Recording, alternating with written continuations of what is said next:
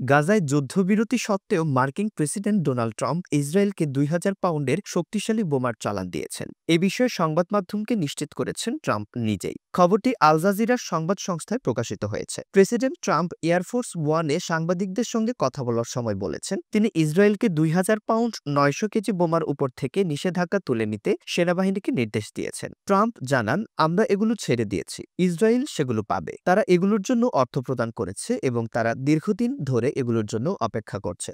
এগুলো মজুদে রাখা হয়েছিল। এটা মনে রাখতে হবে যে ইসরায়েলের জন্য এই বোমার চালান আগে সাবেক মার্কিন প্রেসিডেন্ট জো বাইডেন আটকে রেখেছিলেন। বাইডেনের নেতৃত্বে গাজায় ফিলিস্তিনের উপর নির্বিচারে হামলা চালানোর পর ইসরায়েলের বিরুদ্ধে তৈরি হওয়া ক্ষোভের মধ্যে এই পদক্ষেপ নেওয়া হয়েছিল।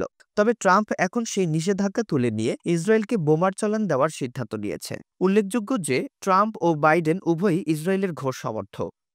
গাজা যুদ্ধ শুরুর পর থেকে ওয়াশিংটনের পক্ষ থেকে ইসরায়েলের পাশে দাঁড়ানোর কারণে তারা ব্যাপক সমালোচনার মুখে পড়েছেন। তবে গত এক সপ্তাহ আগে ট্রাম্পের অভিষেকের আগের দিন গাজায় ইসরায়েল ও হামাসের মধ্যে যুদ্ধবিরতি শুরু হয়। এদিকে ওয়াশিংটন জানিয়েছে, তারা ইরান সমর্থিত সন্ত্রাসী গোষ্ঠীর বিরুদ্ধে ইসরায়েল রক্ষা করতে সহায়তা করছে। মার্কিন প্রেসিডেন্ট ডোনাল্ড ট্রাম্পের এই পদক্ষেপ ইসরায়েলের প্রতি তার সমর্থনকে আরও দৃঢ় করেছে এবং আন্তর্জাতিক রাজনীতিতে নতুন বিতর্ক সৃষ্টি করতে পারে। যুদ্ধবিরতির পরও ইসরায়েলের কাছে এ ধরনের শক্তিশালী অস্ত্রের সরবরাহ নিয়ে অনেকেই প্রশ্ন তুলেছেন।